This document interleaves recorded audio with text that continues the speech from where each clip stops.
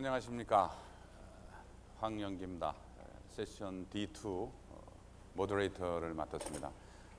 제가 앞부분에는 한국말로 좀 말씀을 드리고 또 발표자들을 위해서 뒷부분에는 한국말로 정리를 하겠습니다. 영어로 정리를 하겠습니다.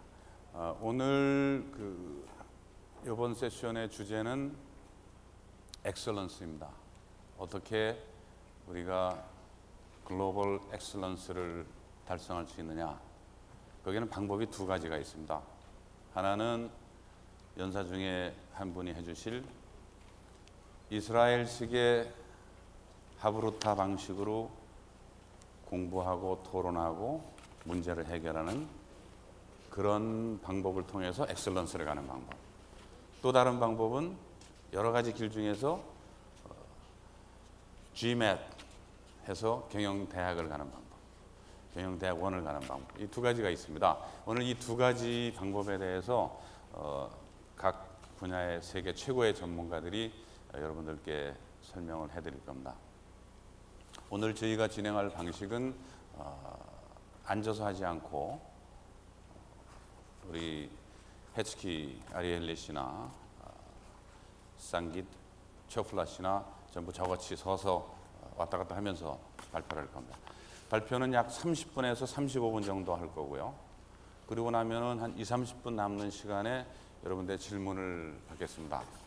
보니까 영어 잘하시는 젊은 분들도 많아서 플로어에서 손을 들고 질문을 하시고요.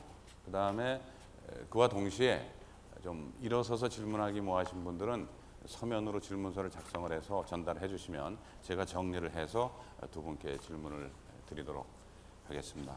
그래서 11시 시작한 세션이 12시 반에 끝날 겁니다. 먼저 시작을 하실 분은 헤츠키 아리엘리 씨입니다. 아리엘리 씨는 이스라엘 출신이신데요.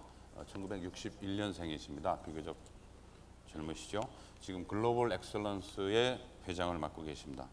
이분은 예루살렘에서 쭉 교육을 받으셨고 헤브리우 대학에서 석사를 하셨는데 전공은 철학입니다. 철학 전공을 하셔서 주로 이 탈무드 연구 또 탈무드를 연구하고 전파하는 방법 이런 걸 쭉 하셨는데요. 아리엘리 씨는 책을 여러 권 쓰셨는데 그 중에서 두 권은 한국말로 번역이 돼서 국내에도 굉장히 많이 알려져 있으시고 IMD 센터라는 한국 기관과 국내에 여러 가지 교육을 많이 다니시는 한국에 굉장히 많이 알려져 있으신 분입니다. 아리엘리 씨는 아마 강의 중에 미래의 교육은 어떻게 되어야 될 것인가, 그리고 어떻게 하면은 창의력을 최대한 발휘할 수 있을 것인가, 그렇게 해서 어떻게 하면 엑셀런스를 어치브할 수 있을 것인가, 그런 쪽에 말씀을 해주실 거고 주로 그 방법은 하브루타라는 그 프로세스를 통해서 달성할 수 있다는 이야기를 해주실 겁니다. 그리고 나서 아리엘리 씨 말씀이 끝나고 나면요, 그 다음에는 상깃 초플라 씨가 설명을 해주실 텐데요. 원래 인도 분이신데 국적은 미국으로 되어 있으십니다. 인도에서 대학을 마치시고 힐릿 패커드에서 일을 오래 하셨어요. 그리고 근무지는 뭐 싱가포르, 샌디에고, 뭐 이란, 뭐 여러 나라에서 근무를 하셨고 지금은 글로벌 그레주에이트 매니지먼트 어드미션 카운슬 GMAT, 그래서 여러분들 잘 아시는 GMAT 테스트를 주관하는 기관이죠. 거기에 프레지던트 앤 CEO로 계십니다. 우리 초플라 씨는 앞으로 매니지먼트 에듀케이션이 어떤 방향으로 바뀔 것인가, 예를 들어서 여성의 비율이 많이 늘어나고 있다든지 아시안의 비율이 많이 늘어나고 있다든지 또는 온라인화가 진행되고 있다든지 이런 그 매니지먼트 에듀케이션의 퓨처 트렌드에 대해서 여러분들께 굉장히 자세하게 설명을 해드릴 겁니다. 그러고 나면 여러분들이 이야기 들으시면서 궁금하신 사항은 메모로 해서 전달해 주셔도 좋고 나중에 손 들고 질문을 해 주셔도 좋습니다. So I explained to the audience, to gentlemen, how we're going to proceed the session, and I introduce yourselves, I guess properly, rather short. But Mr. Arieli will start, and you will speak about global excellence for about 35 minutes. and then you'll introduce Mr. Chopla, and then Mr. Chopla will come to the stage, and then you'll talk about another 35 minutes. Then 3 of us will come here and sit down and take questions from the floor, and also questions written in piece of paper, which I will summarize and give to you. So that's the way we're going to proceed today. So that's so much for me. Then let me introduce Mr. Hezki Arieli. Please come to the podium. Please give him a big round of applause. Good morning and shalom. I bring you greetings from your twin state country, Israel. I'm so honored and delighted to be here with you and speak with you and share with you my thoughts about what I think is the biggest problem, the biggest challenge of our times, of our new world. We live in fascinating times. We live in a world that provides us every day with new challenges, new developments, new realities. We are very lucky to be living in this era. I call this time the Ice Age. Unlike the previous Ice Age that led to the destruction of the world in history, this Ice Age leads to the development of the new world. Ice comprising of 3 main pillars: the world of innovation, the world of creativity, and excellence. Those are the pillars that the new, changing, and advancing world is standing on. Amazing times. However, we have a big problem to make sure that this world is sustained, that this world continues in the same pace to be developed. And the problem is that while the whole world, all systems are moving ahead, there is one system that is left behind. And there is a huge gap growing between the educational system, global-wide, and the rest of the world. If you look at the pictures here, you might wonder why I chose to show you a black and white picture of a school from the 60s. Well, I wanted to make a point. And the point is that it really hasn't changed much since. Yes, we have islands of excellence, pockets of success here and there. But globally speaking, primarily public educational systems are very much like they were in the 60s and in the 50s. And if you wonder why I put a picture of a futuristic world, which is not yet the world of today, because this is the world that our children are going out to. By the time they graduate, this already would be outdated. The right side is moving ahead, the left side is standing at a standstill. This gap, if we don't know how to close it, we are actually risking our future. That's a strategic problem. That's a global problem. We all talk about viruses as a problem, and they are. At the same time, we have a major strategic problem happening in our homes everywhere. And what do we do about it? Let's ask the million-dollar questions. Why schools are not changing like the rest of the world is? How come teachers still teach like they did 150 years ago? Teaching style did not change from the days of the teachers of our grandparents. frontal teaching. Teacher is the source of information, delivering the information that he or she collects from various sources to the children. That style of teaching did not change since the mid-19th century until today. How come? Do we need a teacher in the AG time? In the past we had AC and BC, now we have AG and BG, before Google and after Google. During our times, the after Google period, where Google is the biggest provider of information, the best teacher if teaching is providing information, do we need a teacher? By the way, I claim that the teaching profession now is more critical than ever, but in a different style. What should be the job description of the new age teacher? Can schools prepare students to a world that will change 5 times over before the students graduate? Teachers are not prophets. How can they know what will be the shape of the world that their students will grow out to?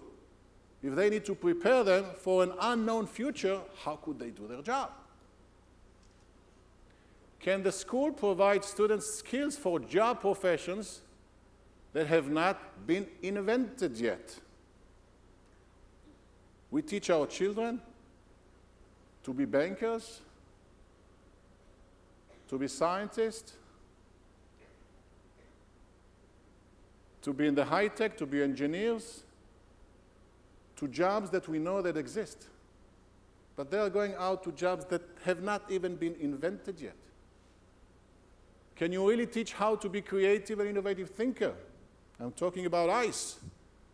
Is creativity an obtainable skill? Some people think that you need to be born creative. Is change at all possible? Let's take a peek now to where we are. This is the bottom line of our situation. We are educating today the children of tomorrow to a world of yesterday. In a nutshell, this is our challenge. Let's take a peek to the future. And I dare to predict the future of education, and it's our job today to make this happen and much more. First of all, future education will not take place in a 4-wall classroom. Those walls, the shape of the classroom today, in all schools in the world, 99% of schools, I've seen some others, are bringing the children from the real world into a 4-wall room which is isolating them from the world. And the learning is happening away from the real world. It's not away physically, it's away mentally. It's away in content. It's away in skills. They are not really connected during class time to what's happening out there. Future school will not be in a 4-wall class. Future school, it will happen either when the school will move outside. Schooling might happen and should happen in the world. Or when the world will come inside to the school. This conference is talking about human resources for trust and integration.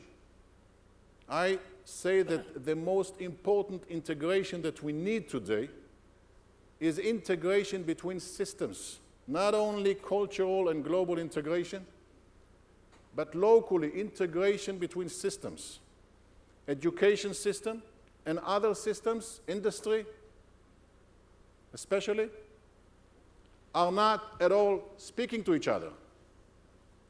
Education has its agenda, industry has its agenda,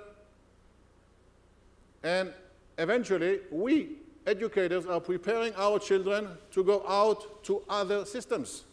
If we don't talk to them, and we don't really have any process of integrating the systems, how can we really prepare them and be relevant to join them? Future education is going to focus on skills, habits, and tools rather than information and data. Class education is going to become similar to sports education. Teachers are going to become coaches. If you look at sports education, you look at sports in general, this is one of the fields that is advancing with the fast-changing world in the most phenomenal and fascinating way. Sports all over is so much changing and adapting. Sometimes it's even ahead of other systems in the world. And as we will see in a minute, sports is education. So why on the field we are so much advanced, and in the class we are so much backwards? Maybe we need to change one small thing, making the teacher act like a coach. There is a big dilemma that we face. If we want talking about change, the major dilemma is, should change come from the top, from policymakers, instructing the schools, instructing the teachers, change, providing the policy, providing the direction, providing the funds? Or should change come from the bottom? Let's start doing. Let's start changing in my classroom with my children, and it will evolve to the top. Unfortunately, while I'm a very optimistic person, I claim that we don't have time to wait. We just don't have time to wait for the change to come from the top. It is too long of a process. I believe that if we begin, and we do all the time, do the change from the bottom, policymakers, governments will come along and provide the support for this. So yes, I absolutely claim that we should go bottom up and begin and make the change. I want to share with you a little bit background and share with you a story about my hometown, my country, Israel. Israel is a very young country. Israel is about 66 years old, similar to Korea. Israel and Korea have so much in common, and this is why I want to bring this story to your attention. Because we have so many similarities, we have very similar challenges, problems, lack of resources, political problems, security problems, very long history, and very similar vision for our future. When the pioneers came to build the state of Israel, they were hoping to find the land of milk and honey. So it says in the Bible, you should come to the land, and you will have, I will provide you, so said the Lord, with milk and honey. And they were very hopeful when they came. But instead of milk and honey, all they found was this: desert, swamps, malaria, hostility. Where is the milk and the honey? They thought at first that maybe they took the wrong turn and didn't come to the right address. So much oil in the nearby countries. No, but this is the land. So understanding that God doesn't lie, and if he said this is the land of milk and honey, we have to find and get the milk and the honey outside of this desertness. And they rolled up their sleeves and started to work hard, turning the wheels of the brain, which was the only natural resources that they had, the human brain, to make this the land of milk and honey. Today, 66 years later, we call it, the world calls it, Silicon Valley of the world, the startup nation. All that came from this desert. Now we have the milk and the honey. What God provided us was the biggest gift that we could have hoped for, providing us with a lack, providing us with a will to create and produce and make it happen. If we would get all the oil and all copper and gold, we would sit back and relax, and up here we would get rusty.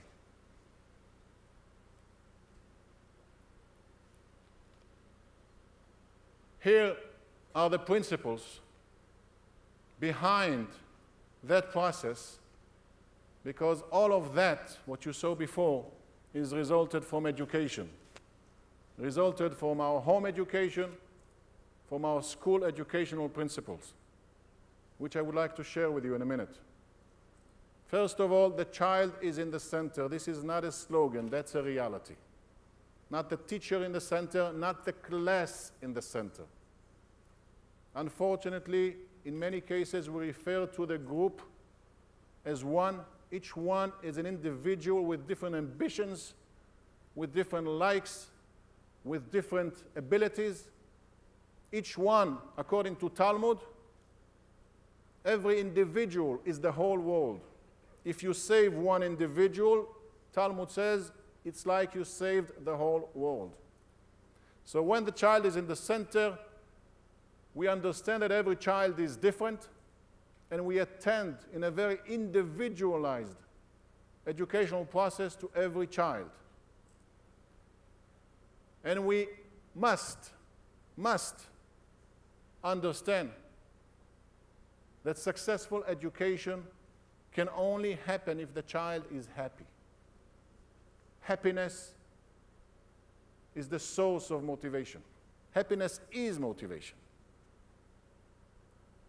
Before we think how much the child can learn, we have to make sure that the child is happy. Do we provide the proper needs for the child to be happy, to be motivated, to be joyful? And we use positive education method. There is a huge difference between negative education, which is, for example, if a child spills, small child, holding a cup of milk, unfortunately the cup is falling on the ground and breaking. The cup broke, the milk spilled. Immediately, the most natural reaction of the mother with a child in the kitchen would be, "What did you do, you bad boy? Why did you spill the milk? Why did you break the glass? Go to your room." Negative education. This is negative education. It is a very, very natural reaction, but let's call this negative education. We are educating, but we are relating to the negative part. Same case, positive education. Child, dropped the glass, glass broke, milk spilled. Mother says to the child, "Oh, what happened? What just happened here? You couldn't hold the glass. Oh, you know, I need to teach you better how to hold the glass. You know, it's heavy. You're a young child. The glass has a handle here. You should put the other hand underneath and hold it straight. This is a better way to hold it. Now let's see, what should we do? What do you suggest we do now? We have to pick up the glass and the milk. How should we do that? What do you think?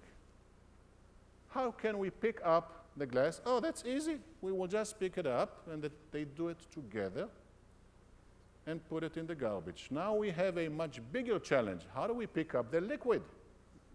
Liquid, we cannot just pick it up. What do you do? What do you think, my child? How should we pick it up?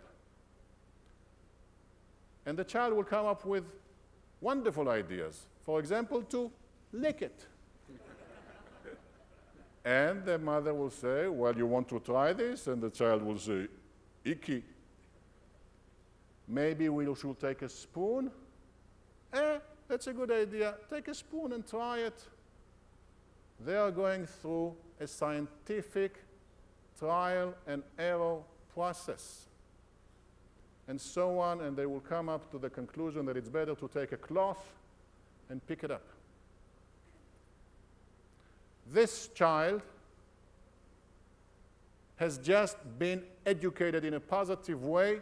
The chances that this child will become a scientist are so much greater than the child that is still waiting in his room. What happens in the room? Nothing. Nothing. No process whatsoever.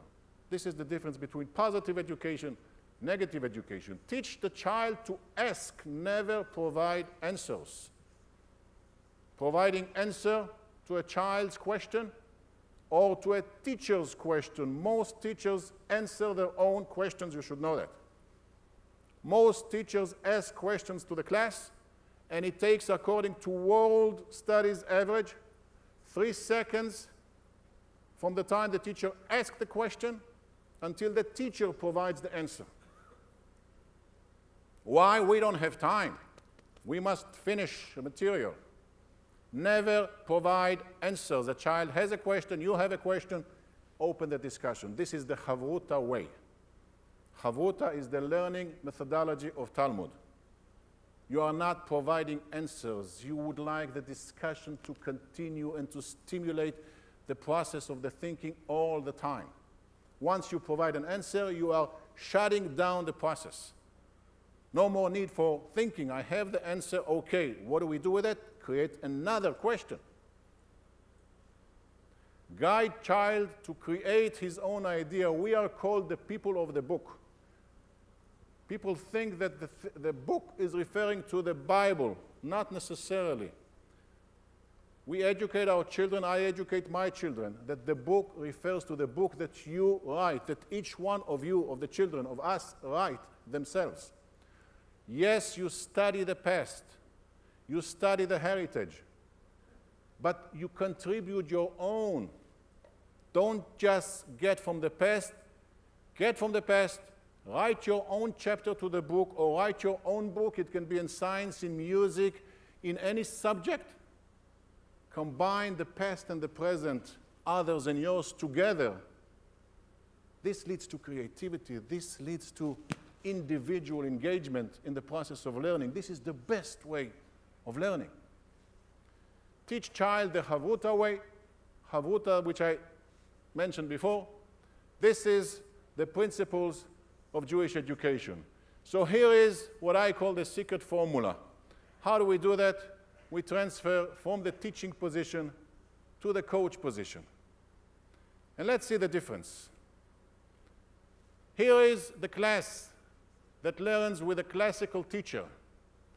They are passive learners. The teacher is the main player on the stage, a sage on the stage. Students are recording. Students are actually participating as audience. It's boring. It's exam-oriented. Most of our systems are exam-oriented. By the way, as a remark on the side, in Korea, there is very high satisfaction from the fact that Korea is leading in international exams. And I applaud you for that. But at the same time, a word of warning. Succeeding in international exams can also be dangerous. It is numbing down the system. We are okay, we are number one, we are number two, Singapore, Finland, Korea, the 3 leading countries.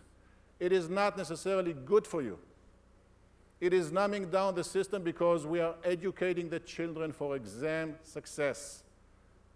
We want to be number one and number two in thinking, in creating, in production, for Korea to become a creative global economy. We are studying teachers' data, not the students' data. Theoretic and slow, and the result, unfortunately, of this process is that students record, repeat, return, and then it is deleted. After the test, children of our times, like they do delete here, they do delete here. I gave it away, the test is over, delete. On the other hand, here is the class of the coaching teacher. Engagement, students are the players, like on the field. Not the teacher, the coach is behind the lines. On the stage, the students stand. It's interactive, it is teamwork, it's exciting and fun. It is challenging, self-performance. Every player counts. Different positions for different players, not uniform approach. It is a real life on the field, not only theoretic. It is action, and the result, play, practice, perform, create. I would like to share with you now for 2 minutes the desired results. This is what it can and should look like.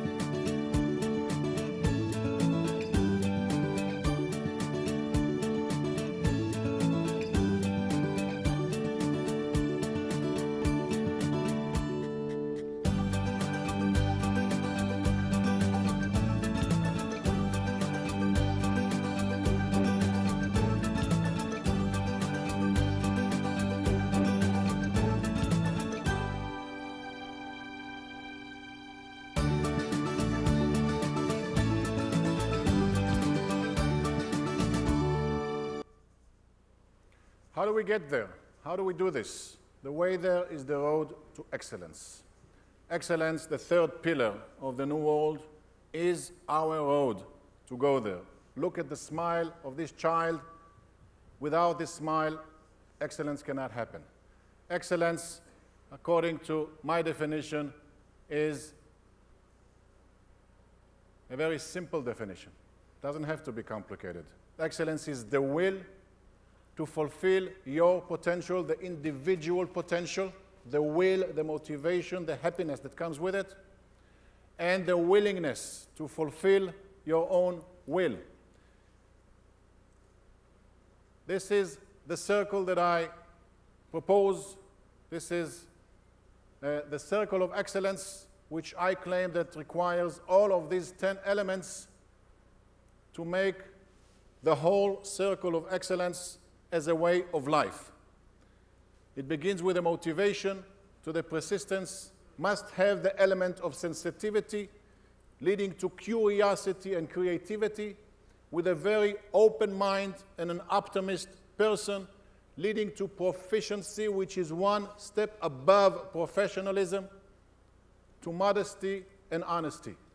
One of the most important things about this process, about quality futuristic education, is to develop the curiosity of the child. To develop, to bring the child to ask the most important question in the session, in the class. And the most important question is the question of the child. Any question, not the question of the teacher.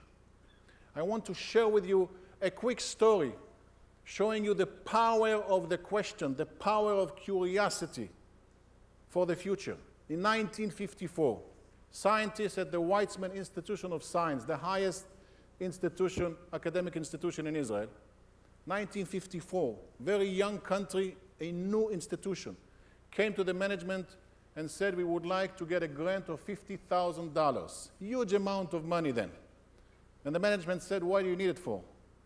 And they said, well, we would like to find out where is the amphidromic point in the ocean. We are curious to find out an answer to our question. Where is the amphidromic point? Amphidromic point, said the management, what is this? And they were a professor in the management. What is the amphidromic point? They said it's the one point in the ocean, somewhere over there, that there is no high tide or low tide. Water is always the same. They said, why would you want to find that out? What would you do with this? They said, because we are curious. We are scientists. That's what scientists do. Ask, research. That's what we do. The management said, we will grant you the money, because if we don't, we kill science. They gave them the money. The money was meant to build a machine to help them to calculate all the numbers in the process of finding an answer to their curiosity. And here is the machine they built. This machine was the first computer in Israel, which then led to this machine, to this machine, to this machine. This is the beginning of the startup nation, technology-wise. This one question changed the world. This is the real power of the question. And this is the power that we need to install in our students. As you can see, what is the power of the question? Let's not read the whole thing, but it ignites the engines of our brain. Look at it like a rocket with engines. Once the engines are ignited, the rocket can fly. I claim that it's better for our students, and I say this to my children, to ask one question a day than to get 10 answers. There are ways to promote the questioning. First and foremost, by not providing answers. Never provide answers. Respond to question with a question. Keep the discussion going like ping pong. Again, going to sports. Keep the ball in the air. Remember, there are no wrong answers. Even an answer of 2 + 2 is 5. Don't say wrong. Open a discussion. Why did you say 5? And the child will tell you, well, I counted 0 as a digit as well. 0, 1, 2. Maybe it's 6. It opens a discussion. This is a mathematical research. Wrong stops the thinking, stops the creation.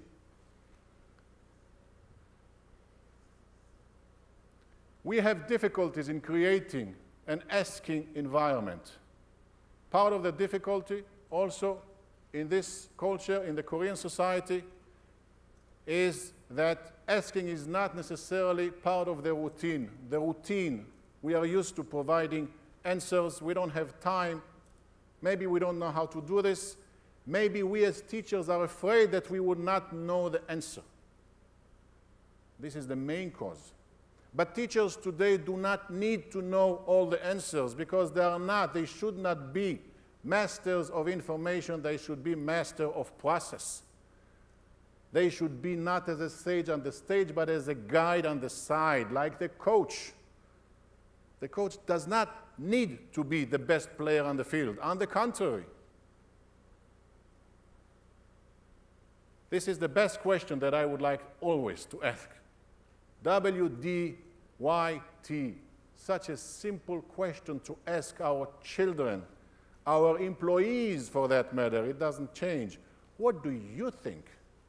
It's not always a directive that I tell you, but what do you think? If people in industry, low-level engineers, were asked that, we would raise creativity. Not always the wisdom comes from the top, because this curiosity leads us to creativity.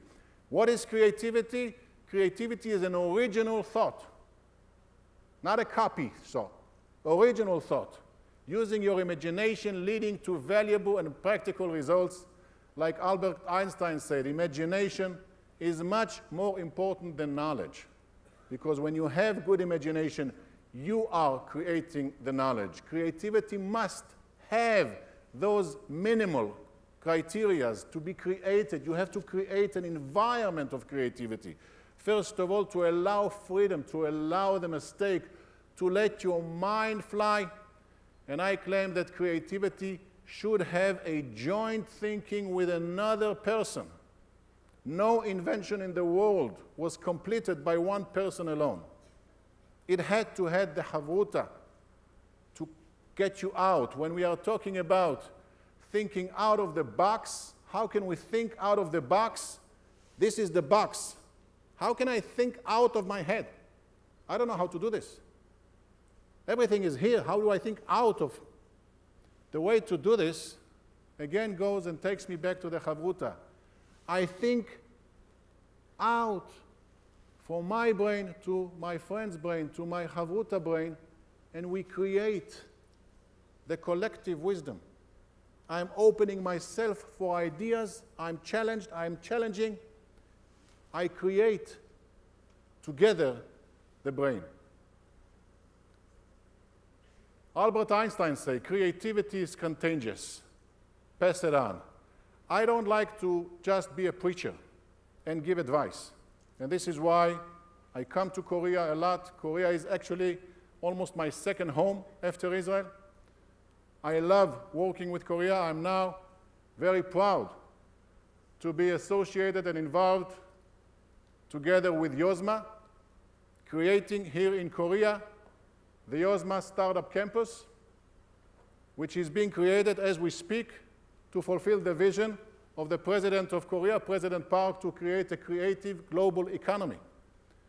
This campus, Startup Campus, would be assisting high school students, university students, startup people that would like to develop their ideas, assisting them and providing them all the technical support, but as well as the educational support. I would like to end with this important saying of Michelangelo. Remember, the great danger for most of us is not that our aim is too high and we would miss it, but that it is too low and we will reach it. Place the aim high. Thank you very much.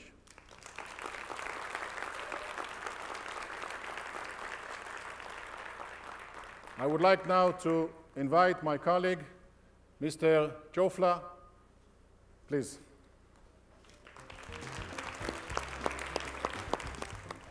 Thank you, Hezki. Not certain how you effectively transition from something that inspirational to something so prosaic as business school admissions. I was sort of told earlier on that Right on time. this room takes about 400 people. And about 816 people registered to attend this session. That's the challenge for business school admissions. It's how do you actually effectively take an applicant pool, which may be double or triple or quadruple the amount of your application class, of your application volume, and bring them together. So what I'm going to talk about, actually, what I was thinking, what would I want to share with this audience, and what would this audience, which is fairly diverse, both in terms of, it seems, experience, stage of life, just taking a look, but as heavily, it seems, oriented around students, what would you want to hear about, and what perspective could we provide you? Now, you know Korea better than I do, but maybe what we can do is share a little bit about what's happening in management education around the world. And I presume since some of you out here are potential applicants to business schools, are in business schools, want to pursue careers in business, want to be an entrepreneur at some stage in your career, and we can maybe have a discussion a little bit about where our industry, graduate management education is, and where we think we want to go. So just to begin with, I'll spend a couple of minutes just introducing our organization, but most of the rest of the time I'll talk about global trends. The Graduate Management Admissions Council, which I have the honor of leading, is an organization which was created 60 years ago this year, originally by 9 business schools in the United States, to manage and organize the process of candidate flows to their classrooms. Today, we've grown into a global organization. We represent about 2,100 business schools around the world, and we manage candidate flows to about 6,000 different graduate management programs all across the world, from the Harvard Business School and Stanford to Hong Kong, UST, to Yonsei, to schools pretty much all over the world. And our focus is to connect people. We really focus around wanting to connect talent and aspiration with opportunity. Talent embodied in people and students and candidates, aspirations being your dreams for your particular career and what you want to do for yourself, your families, and your society, and opportunity embodied in a career in management and a career in business, and the change that it brings to a society. Now, we do that in a variety of different ways. We advocate for graduate management education. We speak in conferences such as like this. We share information. We really try to work with the candidate pool, and we try to grow the candidate pool. We try to explain the benefits, the choices, the opportunities, the trade-offs of different paths to management education. And yes, we administer the thing that we are most well known for, which is the GMAT exam, or the GMAT test, which is the primary test for admissions in business schools around the world. So we do a variety of things, if you will. GMAT's been around for 60 years. It used to be called something else earlier on. We've essentially connected about 10 million students with their careers around. And as you can see from this chart, the real growth was over the 70s and the 80s when management education became truly global in its scope. And over that period of time, essentially somewhere around 250,000 candidates go through the GMAT route to a business or a management education. But we do a lot more beyond that. We really focus on connecting. Sometimes we say we are not a testing organization, we are a matchmaking organization. We hook you up. We help you get your first date, if you will, with a business school. For schools, we help them fill their classrooms, but not fill their classrooms with just any individual, but with the individual that fits into a cohort. Because business education or management education is a system, ever since the case study method was devised, where you learn more from each other than when you learn from a professor. And to that extent, what what Hezki was talking about is very similar to what management education is all about. You get together in a group and you teach each other. So it's important that your classroom is not just filled with students, but it's filled with students with similar kind of interests and capabilities, because that's where the process sort of works best. For students or candidates, we help you find the program that's the best one for you. We help the one that's the best for your locational preference, your intellectual capability, your program preference, the industry you want to work for. So we try to make this matching process sort of happen. For the industry, we help understand trends. We are the most extensive research organization within the graduate management industry. And for everybody else, the professionals who are within graduate management education, we convene, we hold conferences, we provide information, we share best practices, and we try to make it together. And it's within this mix of all of this where we serve our mission of connecting talent and aspiration with opportunity. So what is this industry we talk about? Graduate management education. And we spend a lot of time looking at it, and we've just sort of boiled it down to three big words. Graduate management, as you look at it today, education is big, it's global, and it's diverse. So what do we mean by that? Every year, about 7 million students, undergraduates, graduate from STEM and business, science, technology, engineering, mathematics, and business disciplines. And they go through about 1 million different admissions processes and join this particular industry. That's pretty big. So we have about 1 million potential managers every year around the world which are getting into our particular industry. We serve a purpose in helping you as one of those million, connecting to the 6,000 different programs that you're trying to look at. There's a matching process that needs to come together. So it's big. It's also very global. GMAC was founded originally in the United States. The MBA has been called as the most significant educational innovation of the 21st century, at least in higher education. Some may dispute that. Some think that the MBA creates corporate honchos, overpaid people, Wall Street bankers, the creators of the financial crisis, all of that. But there is no doubt that a qualified managerial cadre is important for social development and for economic development. Now, the Wharton School is credited for being the first dedicated school of business. It was founded about 120 years ago.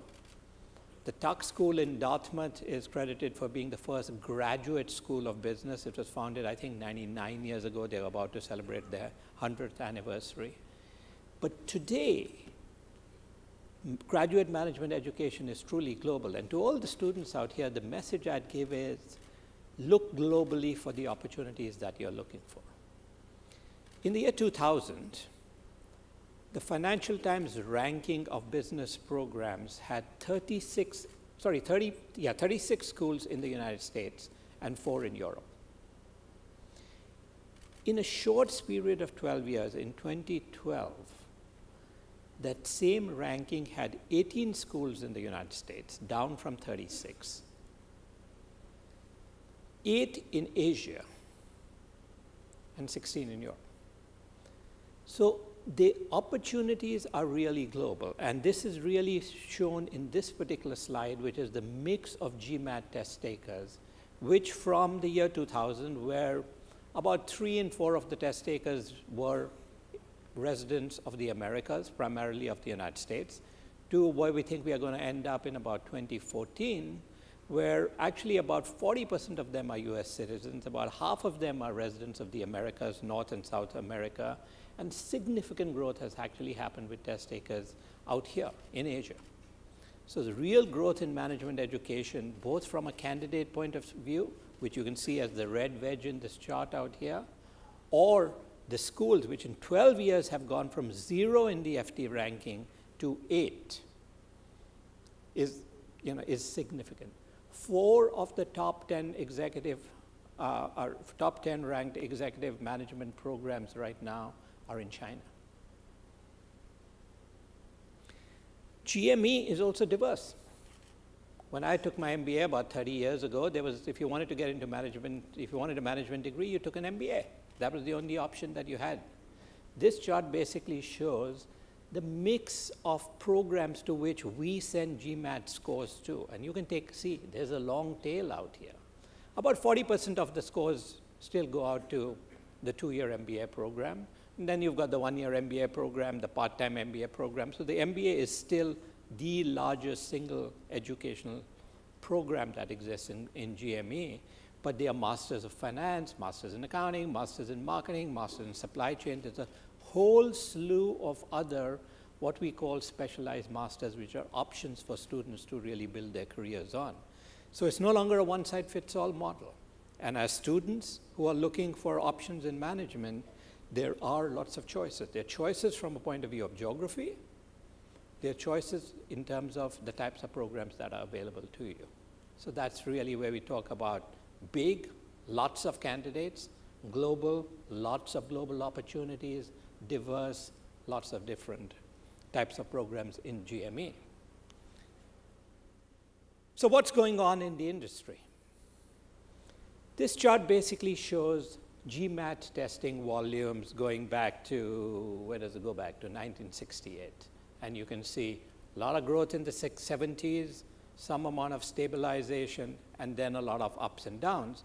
And as you're starting to look at management education, those of you who are looking at that as a potential option for you, you're going to start reading, if you start Googling the MBA, or you say, just go into your Google browser and say the MBA is, the first thing you actually, that suggested autocorrect kind of thing, the first thing that shows up is the MBA is dead. That's exactly, try it right now. That's what you're going to get. And that's because of the cycle that you end up getting. It's the people just responding to a short-term cycle. We've seen a drop in GMAT volume for a period of time, and then you kind of get the reaction, oh my God, not enough people are taking the GMAT, so nobody's interested in an MBA, and the MBA is dead. Actually, you'll see there's troughs and valleys, hills and valleys that keep happening across GMAT testing volume, and they almost perfectly correlate with economic cycles. The red line shows the change in net employment in the United States. It's just a US example, but it carries on pretty much everywhere you take a look. GMAT is counter-cyclical. At times of recession or a recessionary slowdown environment, people tend to go into business schools because the opportunity cost of going into business school, giving up your career, giving up the paycheck, tends to be relatively low. And it's a sort of safe place to kind of do the MBA, which you always wanted to do, but never could get down to. At times of economic growth, there's lots of job opportunities, so people actually pull out of our particular industry and tend to go into the workspace. So this is just some information to just keep in mind as you hear some of the chatter and the noise that you find out in the industry. Some idea of what's happening with the GMAT pipeline, what's happening overall in the industry. We are seeing a lot of younger candidates, particularly because of the master's programs that we end up seeing. So the MBA used to be post-experience. You needed 4 or 5 years of work experience before you went out and did an MBA. As if you're looking at a master's program, many of them are pre-experience, so you go straight from your undergraduate degree to end up doing a master, reduces the average age. By the way, one area, since we are in South Korea, one area of difference in Korea. Korea skews towards an older candidate. Out here it says, on a global basis, 48% of GMAT test takers are under 25. For Korea, that number is 9. Only 9% of Korean test takers are under 25. Part of that is to do with military service. So that's quite understandable because there's a 2-year gap that sorts of happening out there, but it's not totally explained by that. So that's something that, why do Koreans tend to wait that long before they get into management education? There's an opportunity for them to get into management education earlier. The other trend we are seeing is an increasing number of women. You know, we're up to 42%. 42% is not the same as 50%, which is where it should be. But it used to be 31% or something in 2000. So we made a lot of progress in attracting more women into the workplace, into graduate management education. Again, Korea is an outlier. Only 30% of GMAT test takers in Korea are women. So there's another question of why. Why are not enough Korean women looking for careers in management education? And we can talk about it, if you like, later on. And then we have much more specialized masters. Like we took a look at it, we are sending more scores to specialized masters programs as opposed to just an MBA program. Women. Obviously, an area of significant interest, both from diversity. You read a lot about diversity in management, the glass ceiling, pay equality, gender equality, all those particular boardrooms, et cetera, et cetera. One of the things, I was looking at a piece of research that came out of the Haas Business School at the University of Berkeley from a professor of organizational behavior, and they were talking about the power of teams and how to build an effective team. Now, the most intuitive thing that we would think is, if you are a manager and you're trying to build a highly effective team, get the smartest people you can get. Get the smartest, most dedicated, most hardworking people, put them on your team, and you will get a high-performance team, right? The research shows that the single biggest factor in the performance of a team is none of those above. It's the diversity of a team. Add a woman to an all-male team and you'll see performance shift. So we all have an interest in getting more women into management education beyond the whole social issues associated with it. From a practical performance basis, we need more women in management. Asia, interestingly, leads the world as a group in terms of women, at least as far as GMAT test takers are concerned. We have more Asian women. 49% of the Asian cohort are women. That's the good news. The bad news is it's very concentrated. Chinese women are overrepresented in this particular pool. Vietnamese women is overrepresented in the pool. Unfortunately, I'm from India and you're from Korea, and both of us aren't doing very well.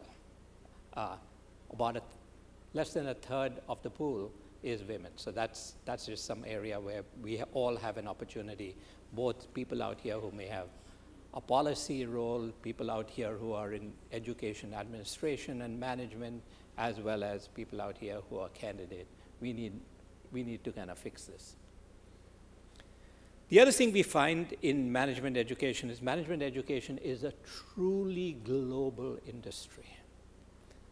About 55% of candidates that sit for the GMAT exam do so with the intent of actually studying outside their country of residence or their country of citizenship. It's more than any other system that you're going to find in the educational area. We are really talking about significant mobility and significant amounts of cross-border movement that's happened of people, Indians applying to European business schools, Africans applying to Indian business schools, Chinese applying to Singaporean business schools. There's just this huge amount of mobility that ends up happening, with the sole exception of the United States. Only 3% of American test takers are really applying to schools outside the United States. But if you take a look at the rest, you find a huge amount of global mobility. How do people react? So we've given you a sense of what the industry overall looks like, or what the mix looks like. So what about students? What about alumni? What about employers? What do they feel? We talk every year to about 20,000 students, 20,000 alumni, people who've gone through an MBA program, if you will. About 90%, 95% of them express a lot of satisfaction with the experience. 95% of them say they would recommend it to somebody else. So that's very high levels of satisfaction. So I know it's expensive, but there's a lot of satisfaction for it. Employers in 2014 are reporting the highest interest since the recession in terms of hiring MBAs, and salaries we find all over the world are sort of coming up. The salary bump, the salary differential before or after in a global average is about 80%, which is significant.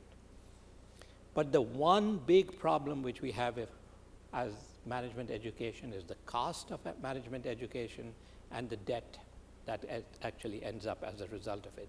About 60% of graduates leave, get their degree, and have some amount of debt, and that's right across the world. It's not a US phenomena, it's not a Korean phenomena, it's just pretty much right across the world. The amount of debt that students are taking is significant, and that really has a whole bunch of consequences. Most importantly, the shifts it's creating. This is the United States, where for-profit schools like the University of Phoenix is giving out 10,000 MBA degrees, if you will, as opposed to the traditional Ivy League kind of red brick, traditional research sort of universities. And then we are beginning to see all sorts of experimentation which is happening with online or MOOCs, places like Coursera, et cetera, edX, are beginning to try to disrupt the traditional model of the university and try to provide different formats for education. So what about online? We just recently did a study where we went out and tried to gauge students' reactions to online education and what they were looking for. So the first thing we said is, you know, a MOOC is a massively open online course. Coursera is one of them. Anybody can come in and you can basically take a course. And we said, we asked people to agree or disagree with a statement that says, I'd characterize a MOOC as a way to explore a personal interest.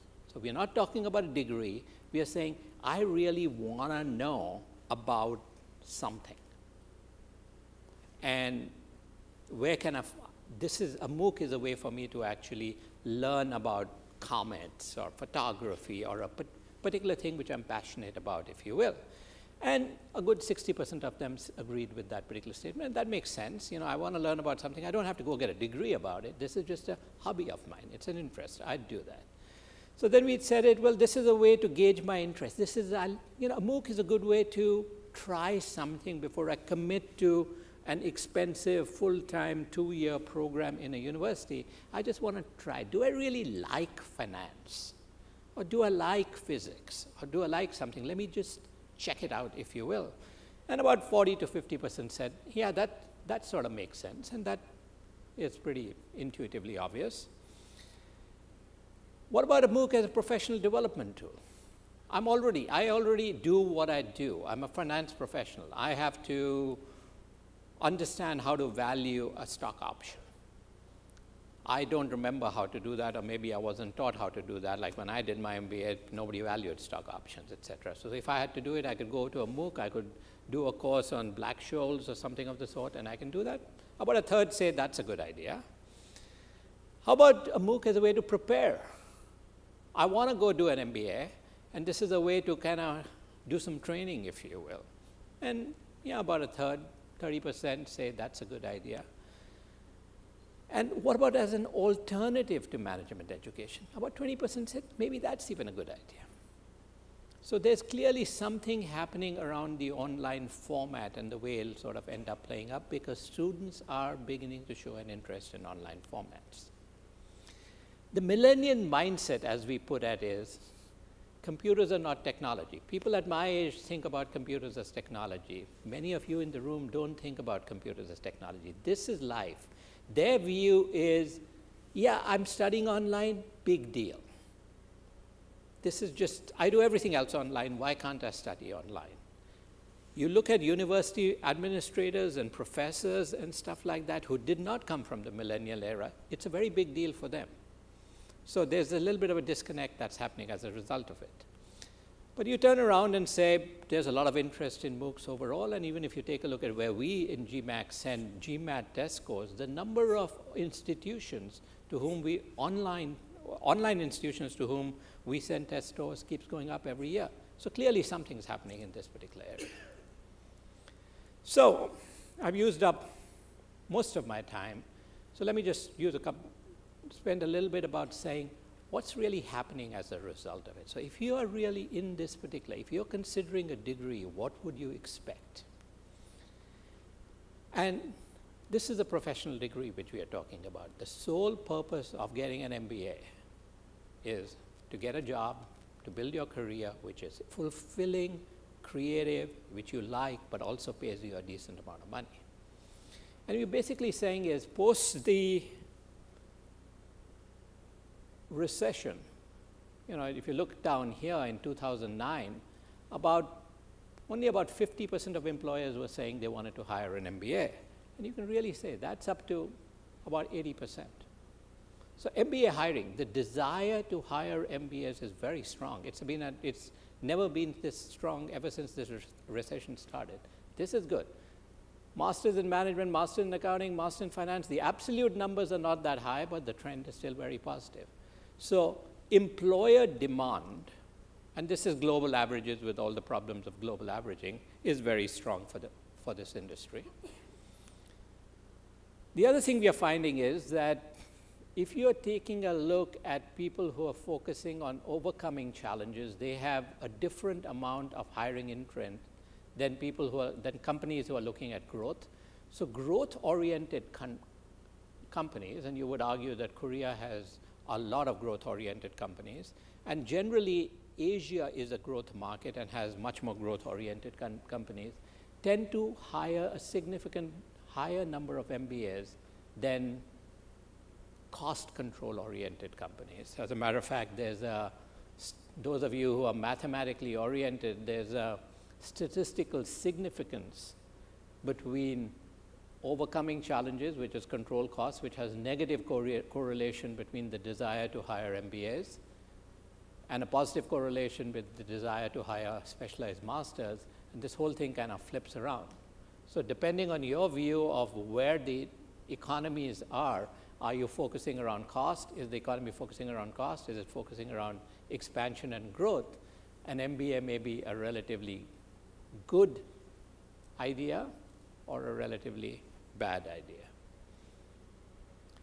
We're also beginning to see, as hiring sort of picks up, jobs are coming back. This chart basically just shows the number of MBA students with a job in March of the graduation year. Remember, typically people graduate in May or June, so this is about 2 months before they graduate, what number of them have jobs. And during the height of the recession, it was down to about 40%, and now it's sitting around 60%, so that's a good sign. And if all that is happening, if employers are hiring more MBAs, more jobs are creating, there's some supply-demand imbalance that's being building up, and we should start seeing salary growth as a result of it. And again, if you take a look at this, this is, whoops, this went ahead on me. You can see this chart shows the difference of what you may expect to get from a management degree. This is the difference between the pre-degree salary, the job you gave up to go into business school, and the job you got as you left business school, what we call the salary bump. This is your return on investment, if you will, for the time. It's a purely economic return. I'm not talking about social value or anything of the sort. It's pure. We're talking about dollars and cents out here. But it used to be about 70%. Then the recession hit, and the bump started going down. Google started talking about the MBA is dead and all that kind of stuff. But as you can see, for the last 5 years, it's been steadily climbing up, and on a global average basis, about, students are seeing about an 80% increase in their pre-MBA salary by the time they finish their MBA or their master's programs or whatever. And then lastly, as you would expect as a result of that, with such a strong environment, applications are up. Again, you're talking about the red bar is the number of programs saying that applications, student demand, students coming in and applying to them is strong, and you can see that this has been growing steadily over the last 4 years. Now, this is a good news, bad news picture. It's good for the industry. It shows there's strong demand for management talent, and lots of people want to do it. If you're one of the people who's competing, you really don't want a lot of other applications because it's creating much more selectivity and much more competition for you. So the message is, in closing, the message that I want to leave is graduate management education is alive and well. The choices for a student have never been richer and broader, both in terms of geography as also in terms of program diversity. Hiring is strong. Salary premiums are very strong at this particular point of time. And it's a good time, actually, to be a student in a business school. Thank you.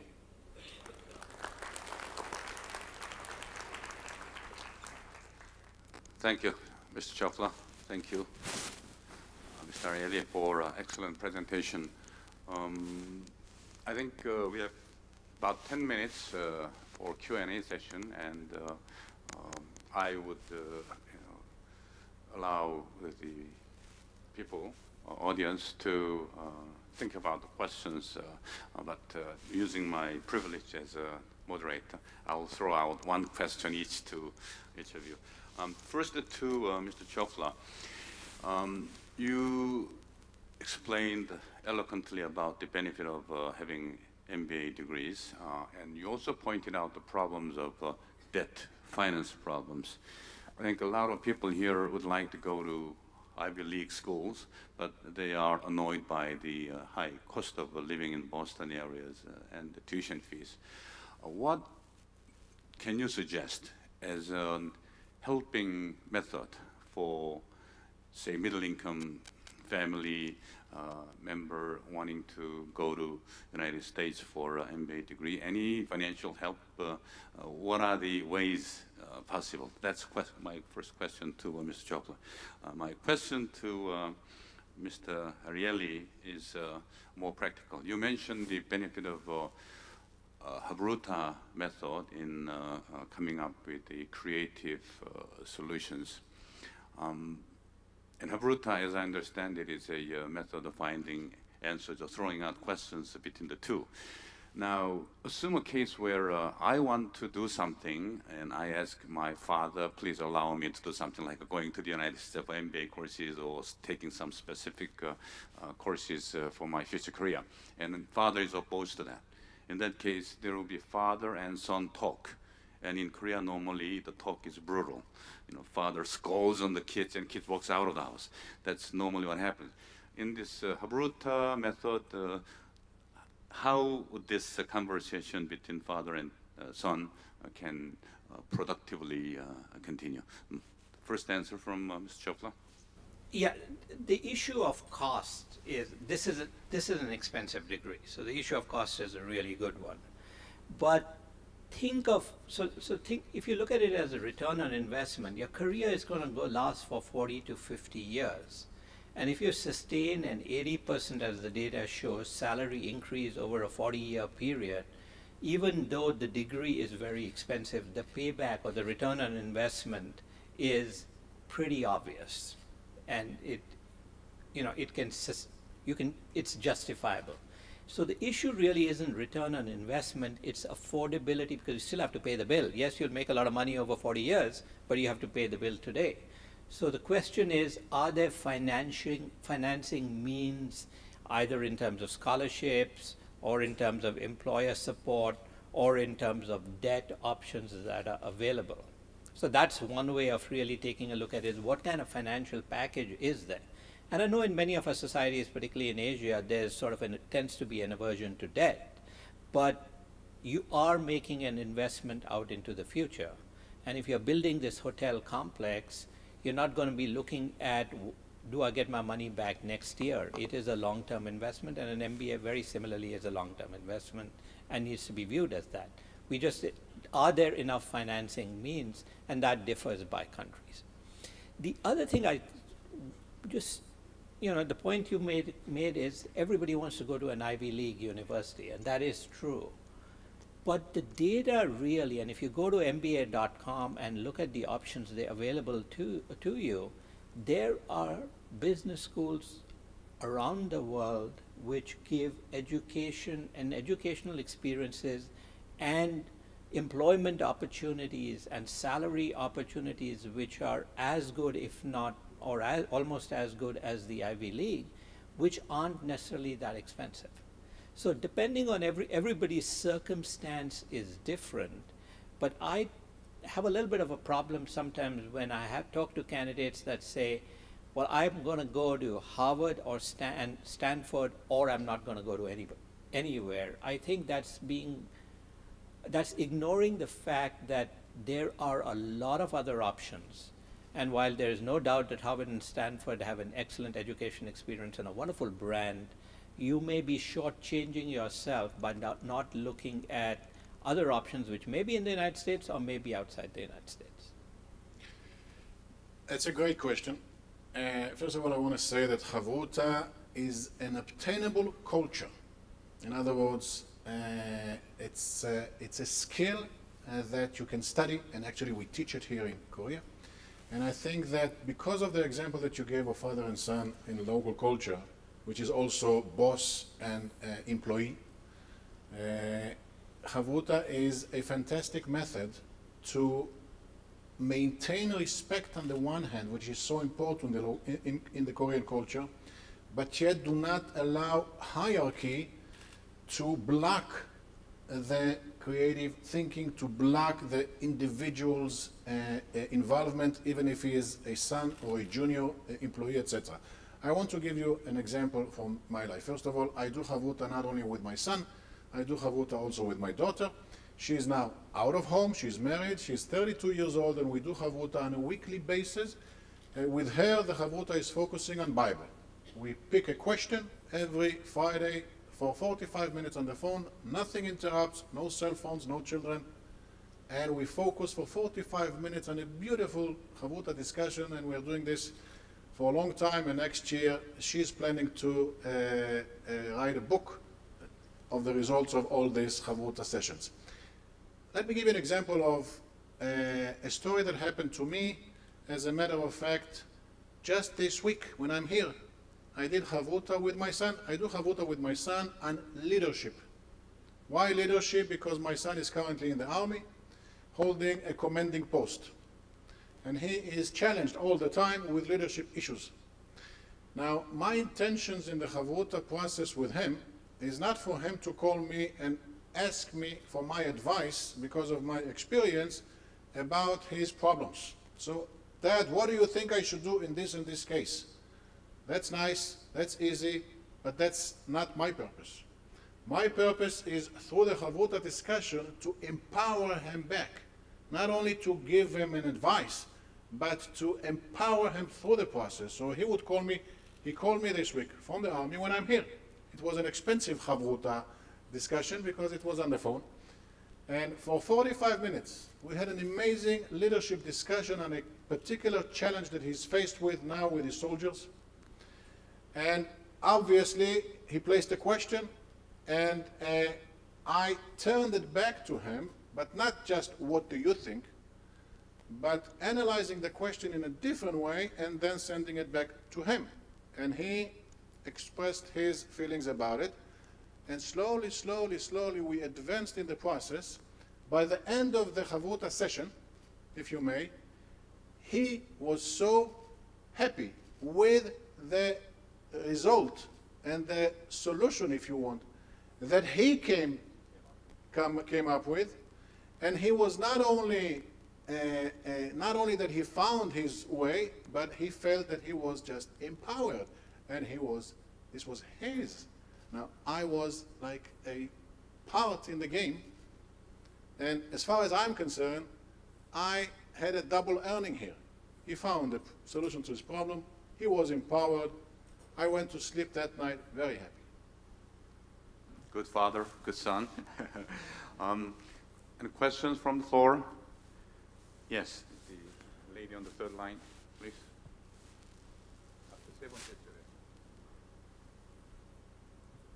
아까 우유를 쏟았던 행동에 대한 부모의 반응을 가지고 하브루타 교육을 말씀을 하신 것처럼 아까 good son, good father였었던 그 직접적으로 구체적으로 그 하브루타식으로 대화했다는 그 부분을 저희는 좀 더 듣고 싶은 것 같아요. 정확하게 아들이 어떤 질문을 했고 거기에 아버지로서 어떤 질문을 또 던졌고 이게 핑퐁으로 어떻게 와가면서 그 아들이 스스로 더 좋은 생각을 할 수 있게끔 그 생각하는 과정을 도출해 가는지 조금 더 직접적으로 아드님이나 따님과 나눴던 대화를 좀 보여주실 수 없으신가요? I can, but it will take us at least 45 minutes, and I'm not sure that the chairman would allow it. But I will just tell you, I will just give you the headlines. His dilemma had to do with a gap between the feedback that he's getting from his soldiers and the feedback that he's getting from his colleagues. Now, my question to him, there was a gap. The soldiers gave him a much better, higher feedback. His colleagues, a lower feedback. And he's caught in the middle here. Who should he be listening to more? Should he straighten line with colleagues, or should he continue his good work with the soldiers? And immediately I asked him, why are you there? Okay, I didn't give him the answer, which is better. I said, why are you there? Why did you choose to be a commander? He said, well, I chose it because I believe that I have something to contribute and I can lead these soldiers to be good soldiers, good in soul, good in practice. I said to him, and what is the feedback that you're getting from the soldiers? Is the feedback that you're getting from the soldier relatively answers to your original goal? And so on and so forth. You can see where this is going. And eventually, he came to the conclusion that in spite of the fact that he wants very much to be popular amongst his colleagues, this is not necessarily serving his original goal. And when we spoke about excellence, we spoke about honesty. First of all, be honest with yourself. He has a job. The job is leading his soldier to the right place.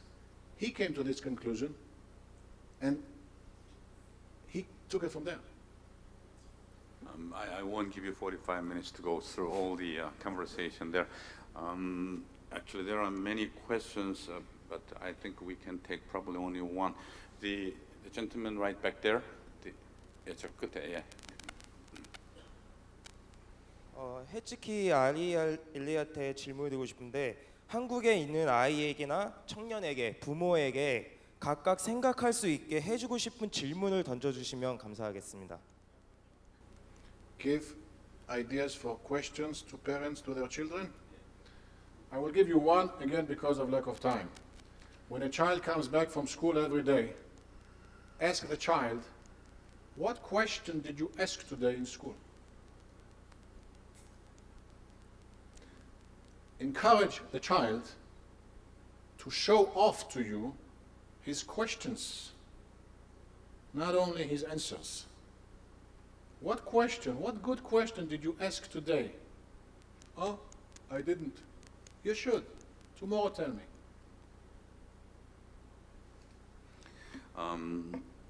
I have two questions from the floor on the question sheet. One is from Ms. Kim Nami.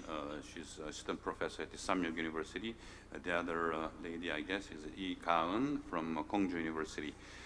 Two questions are more or less related. It's a question to Mr. Arieli. We understand that you started a special creativity program for high school students and the university students in Korea.